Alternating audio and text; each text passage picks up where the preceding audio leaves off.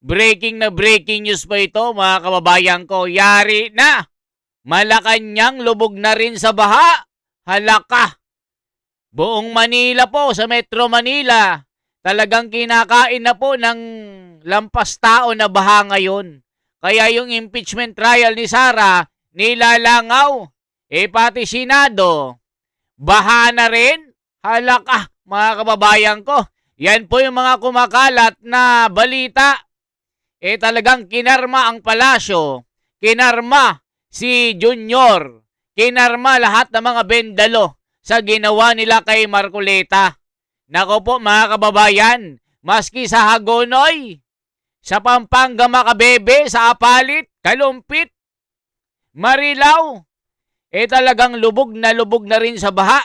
Maski dyan sa Taft Avenue, Manila, sa Makati, sa Calao, maski dyan sa ilang barangay, buong barangay na ng Quezon City, baha na rin mga kababayan. Balintawak, baha na rin. Nako po mga kababayan, kaya dito, kinakarma ang palasyo dahil nga po patuloy na iniiwasan nila na imbestigahan ng malawakang pagnanakaw ng flood control. Nako po mga kababayan, lumulubog na ang buong Pilipinas. Nako po mga kababayan ko, itong pasabog natin. May pasabog ang Net25. Bago natin ipakita, ito muna. Nako, may pasabog si Jesus Duque, magugulat kayo. Kung hindi nila ginawa kay Marcoleta ito, sana hindi nangyari sa Pilipinas ito mga kababayan. Ito ang kabayaran sa ginawa nilang pagnanakaw at ginawa nilang pagpapakulong kay Marcoleta. Nako po, ito nang pasabog natin. Kaya naman pala ipinilit na mag-hearing ng impeachment ngayong araw na ito. Gustong tabunan ang isyu ng malawakang pagbaha sa Luzon. Lalong-lalo na sa Pampanga. Yung Masantol, lubog sa baha. Talaga namang bangka ang kailangan mo para makarating sa kanilang bayan. At yung Macabebe, yung dump truck ng Macabebe, ang tanging sasakyan para makapasok at makalabas ng Macabebe. Ang tanong, BBM Martin Romualdez, Bunuan, at ng mga congressman dyan, ano ang kasalanan ng mga taong ito? At bakit sila ginaganito ninyo? Yung Metro Manila, effective daw yung flood system, sabi ni Marcos. Anong nangyari? Bakit lalong tumaas yung tubig? Sasabihin nyo na naman, humupa ka agad. Hindi totoo yan. Yawa. Ina ninyo. Ano ang kasalanan ng taong bayan? Sa laki ng pondo ng flood control, sa laki ng unprogrammed appropriations na inilagay nyo sa flood control, yung pera para sa subway, yung pera para sa Panay Bridges, yung pera para sa kung ano-anong proyekto pa, pera ng modernization ng AFP, PDIC, at yung PhilHealth, inilagay nyo lahat sa program of operations, inilagay nyo sa flood control, tapos ganito ang mangyayari. Di ba? Ano ang kasalanan ng taong bayan? Ganito na ba tayo talaga? Kapalan na lang ng muka? Bahala na yung iba, basta kayo masagana. Kinginan yung lahat. Sayang ang bayot. Ayan mga kababayan, mapapaking ina ka. Dahil po sa nangyayaring pagbaha ngayon sa laki ng ninakaw nila na pera ng taong bayan. Pinakulong pa si Marcoleta na masigasig na gustong ipakulong yung mga magnanakaw, ipakulong yung mga tunay na nagkasala. Pero anong ginawa nila? Si Marcoleta ang pinakulong. Tignan natin mga kababayan. Bago natin ipakita yung pasabog ng Net25, tignan po natin dito kay Alvin TV. meron siyang kuha na talagang matinding baha. O, Dito tayo sa eto. bahagi ng UST, no? Manila. Ito yung Ayan, Espanya. sa UST na. Grabe, oh. Lawa na to. Hindi na kalsada, mga guys. Ayan na. Sa UST, kinakain na ng baha. Malapit na sa palasyo ito. Baha na rin doon. Alaka, yari na, yawa na. Baha na talaga mga kababayan. Nilalamon ng Dito buong tayo sa Pilipinas. bahagi ng UST, no? Manila. Nako po. Ito yung Espanya. Grabe, oh. Lawa na to. Hindi na kalsada, mga guys. Naku, lawa na. Yawa na sila. Grabe ito.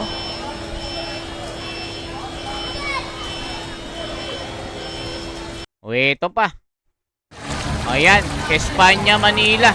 Lubog na rin mga kababayan. Kuha ni Alvin TV ito. Yung dagat, pumunta na ng Espanya, Manila. Papunta na ng palasyo ito. Yawa!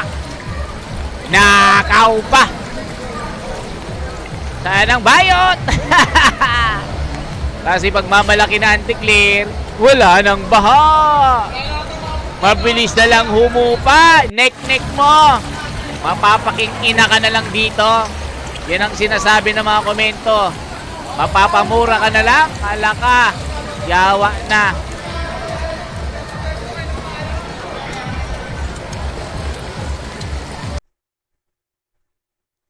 O, ayan o. Mga kasama ko yun. Ayan ako. Si The Wonders Philippines. Ayan si Vincent TV. Si Alvin. Ito yung si Papa Bin. Mga kasama ko ito mga kababayan ko. O, tignan nyo. Yung pasabog ng Net 25. Wala na talaga.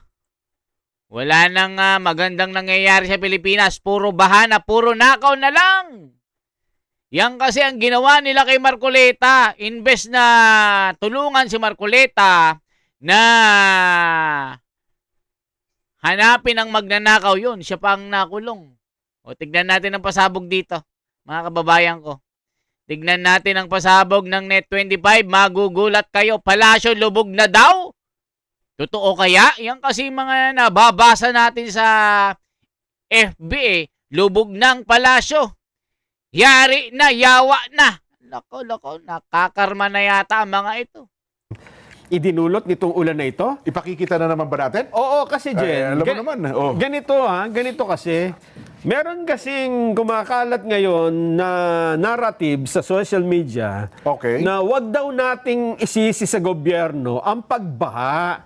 Oh, yun na nga. Unang-una, dahil bumabaha din naman daw sa mga malalaking bansa, mauunlad. Oo. Kagaya nito nakaraan, China. Yan. Matindi daw ang baha.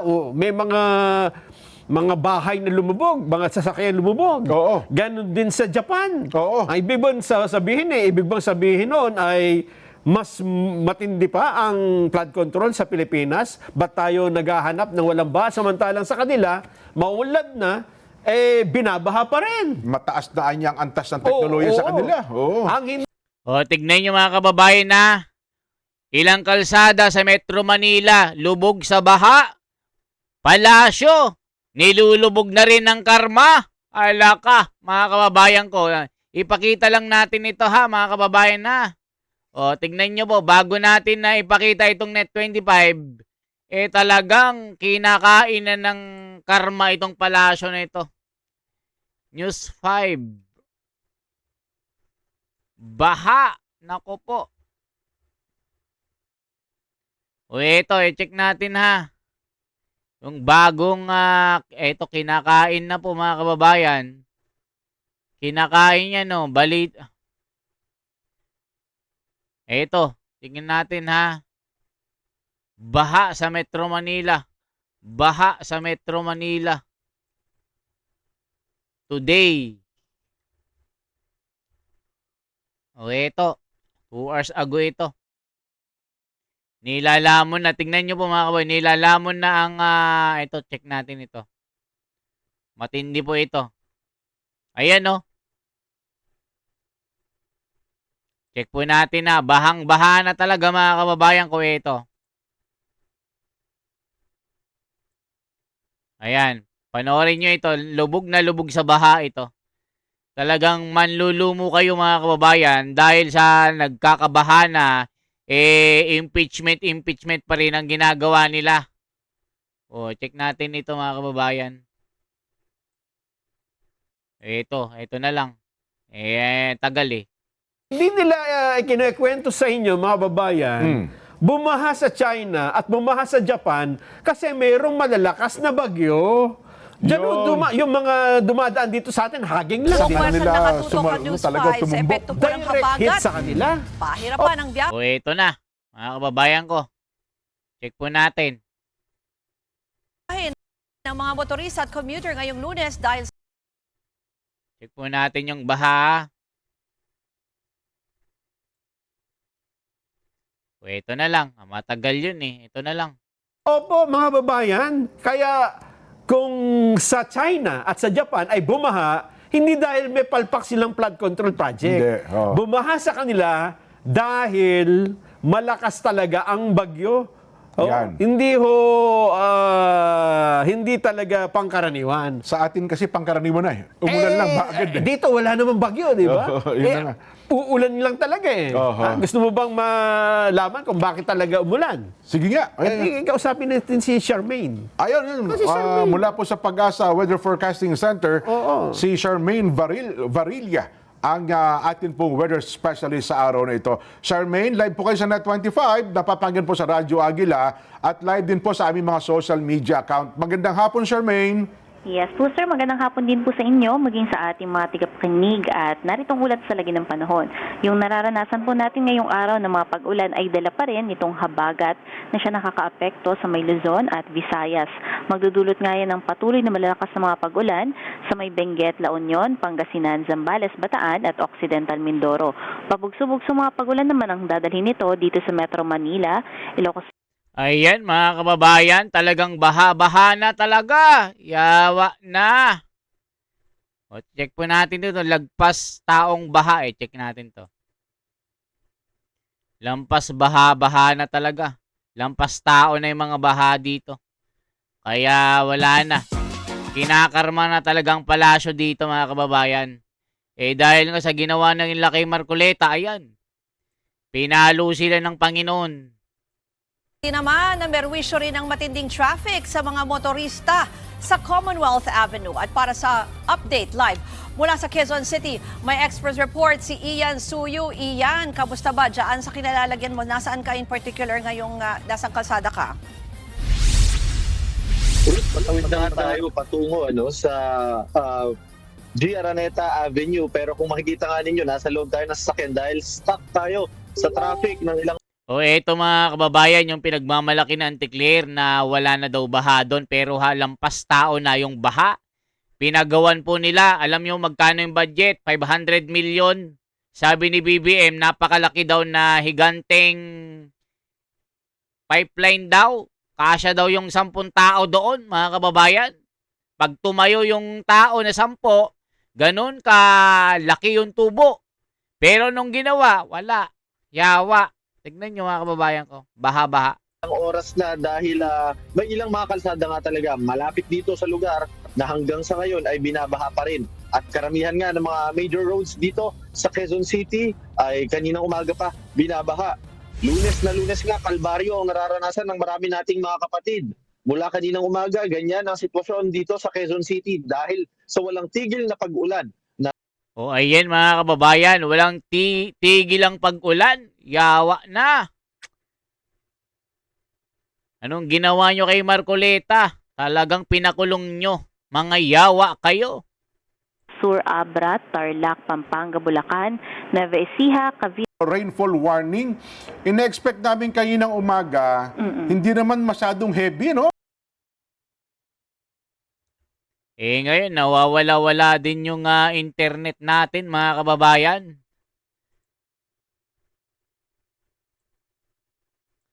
Wawala yung internet natin dito. Yawa na. So, yan po. Tingnan po natin sa FB kung anong balita doon. Oho. Nason, baka meron kang gustong idagdag. Okay na. Oho. Charmaine, so salamat na marami. Hingi ulit kami ng update mamaya, ha? Okay po, maraming salamat. Si Charmaine Varilla, ang atin pong weather specialist ng Pag-asa. So yun po, Central Luzon. Nako, alam na ninyo, ha? Expect po natin bukas ay maranasan uli ang ganitong klase ng panahon. Ayan mga kababayan ko. O i-check natin pa yung malubhang baha. O check natin ha. Ito po ang baha. Baha sa Calao, Manila. Check nga natin Calao, Manila. Check nga natin. Yawa na. Ako po. Baha-baha na mga kababayan ko. Baha-baha na talaga. Talagang wala ng pag-asa. Nako. Mukhang ang kalumpit sa mga nakikita kong video ngayon, Nason, ha? Halos buong kalumpit na yata. Dumami pa ang baha. Hindi lang ilang barangay kasi noong kahapon parang mga 10 o 15 barangay. Pero sa report ngayon parang buong kalumpit na yata at iba pang katabing lalawig, katabing bayan ng Bulacan ay lubog sa tubig baha. Nako. Yun ang nangyayari ngayon. Silipin natin dyan, yung Sige mga nga. lugar na binaha kanina. Oho. At yung iba hanggang ngayon. Ha? Aha. Kasi- So, binibigyan natin ng emphasis, kung ito yung nangyayari sa atin, huwag natin itulad doon sa mga bansang sinapul ng bagyo, gaya ng China, Japan, etc., etc. Sa kanila naman, hindi bumabaha ng gantong ulan lang. Yan Di ba? na nga, oo. Kasi minsan, nandun tayo sa Hong Kong, umulan ng napakalakas. Di ba? Ay, oo. Hindi bumaha. At saka doon, yung Oo. signal number 8 nila, naalala mo? Oo. Umulan ng tanghali, Oo. hapon hupa na Wala lahat. na. Back to normal ang operation, pati biyahe ng Ayun aeroplano. nga. Dito, walang baha. Oo. Tigil ang biyahe. Di ba? Ng lahat.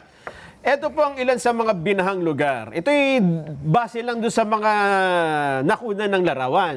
Kasi yung iba dito ay nasa social media na wala naman tayong rights o karapatan ipakita. Oh, Diba? at saka delikado, baka mamaya Fake news. Fake news Oo. pala. Dito na lang tayo sa sigurado tayo. Unahin natin ang Pasay City. Oy, Tingnan nga natin, ay, oo nga, no? Ayan naman ay gutter deep sa may bahagi ng EDSA Rojas northbound, maging sa Andrews Avenue, corner Aurora Boulevard. Pero passable daw po ito, ha? Ayan mga kababayan, baha-baha na sa Pasay. Naku po mga kababayan ko, nagyawa-yawa na. Flood control, nasaan na? Nakaw-nakaw pa. Nako po, nako Auntie Claire. Hanggang kailan ka magiging fake news? Yawa na. Naku, yawa na talaga. O, mga baha sa Metro Manila ngayong umaga. Nako po, yawa na talaga. Wala nang pag-asa. Puro yawa na. Grabe mga baha. O, check natin mga kababayan ha. Baha. Makabebe. Check natin Makabebe. Baha. Ay, check natin Makabebe, baha. Makabibi. Naku po, Makabibi. Ayan o, baha na talaga. Bantay Media o. Baha sa ilang kalsada sa Maynila. Ilang bahagi ng Maynila ang nakakaranas ng gutter deep.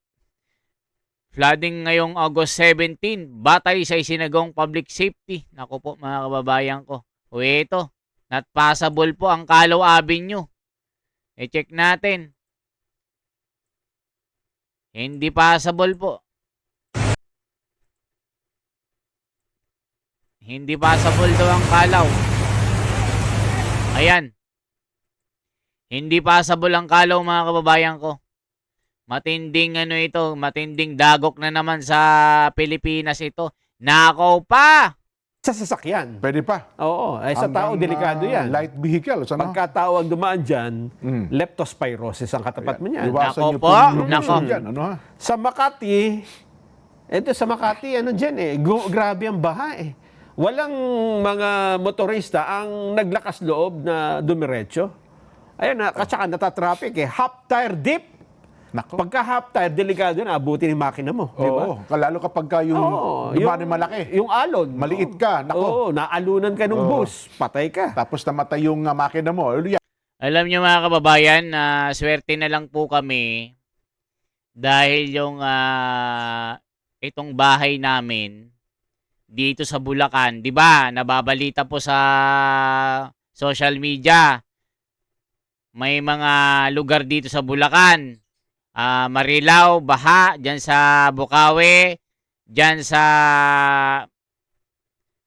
Kalumpit, Hagonoy at Masantol.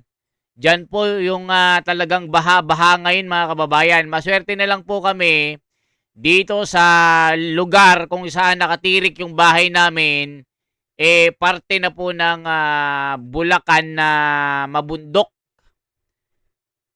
Kaya pag lubog na po, lahat dyan sa Marilao, sa Bukawi, dito sa amin, mataas pa rin kasi bundok sa amin mga kababayan. Kaya nagpapasalamat ako sa Panginoong Diyos.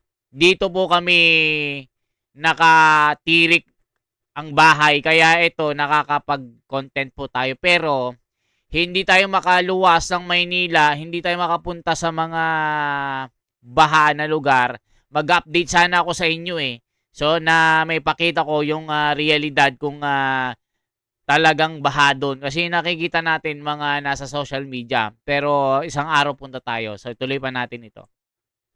Yari ka na. Ay pinapakita ho natin dito. Ito daw EDSA Magallanes Service Road, southbound. EDSA Magallanes. Ay, Skyway itong itaas. Oo.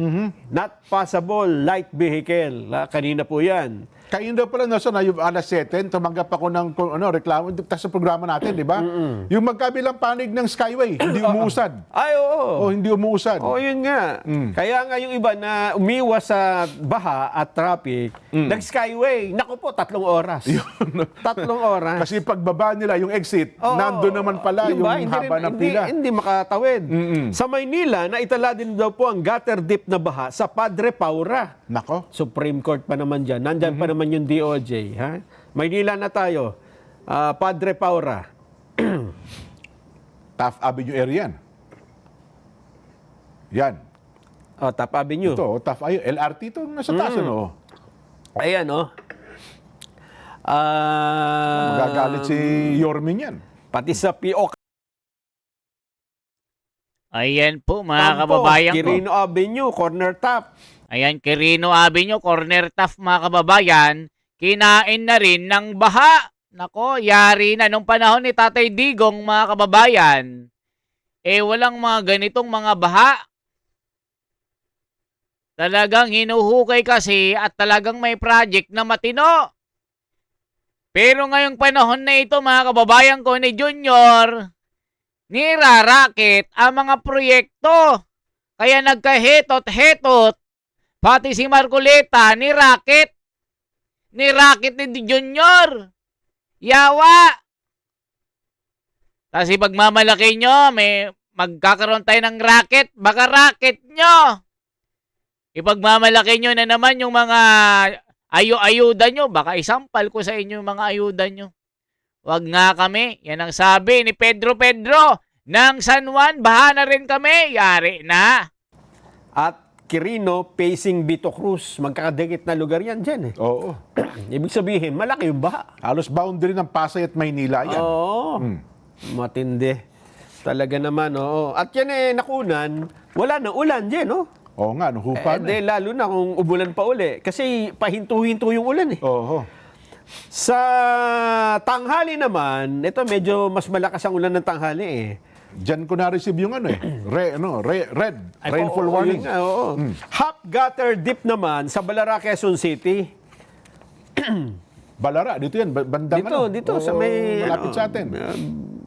Katipunan area. At Nako, mga kababayan, talagang wala nang humpay ang baha. Ayan, mga kababayan, grabe. Nagkayawa-yawa na, mga kababayan. Ayan, kita nyo, baha-baha, Dito po sa Calao Avenue, not passable na po, mga kababayan ko. Iiwasan nyo na po itong lugar na ito. Nagkayawa-yawa na. Hindi na madaanan ng lahat ng uri ng sasakyan ng Calao Avenue mula sa Maria Orosa hanggang Taft Avenue dahil sa matinding pagbaha ngayong Agosto 17, nagkayawa-yawa dahil sa flood control na pagnanakaw. Ayan mga kababayan ano nga asahan mo sa gobyerno ni Dayonyor, puro racket lang. Zero visibility. Yan. Pero ito, Quirino daw ito eh. Kaya, hinihintay ko nga yung balara eh. Wala ba? Oh. Nakabara pa daw. Bala, nakabara eh. Ayan. Ayan, oo. Matandang balara, old balara. Oo. Ba't kaya yung old balara tsaka tandang sora magkatabi, no? Pareho sila matanda. Oo. Hindi, iba pa nga yung old balara sa matandang balara eh. Kaya nga. Ganun ba? Iba pa atang lugar yan eh. Hindi, pareho. Ayan mga kababayan ko, anong masasabi nyo? Nagkahetot-hetot ng Pilipinas. Dahil nga po sa pagnanakaw sa pera natin. Puro sila impeachment. O anong nangyari? 'Di ba? Kaya pagka si Marcoleta na ang nakalabas, yawa kayo, yayaring kayo. Kayo din ang kukulong ni Marcoleta. 'Di ba? Yan, kinarma kayo. Kakarmahin kayo dahil ang ginawa nyo kay Marcoleta, kinulong nyo. Ayun, bali-balita mga kababayan, ngayong araw, lalaya si Marcoleta. Di natin alam kung legit ito, pero umaasa tayo na si Marcoleta ay makalaya. Salamat po na marami. Ito si The Wonders Philippines. Like and share po. Salamat po.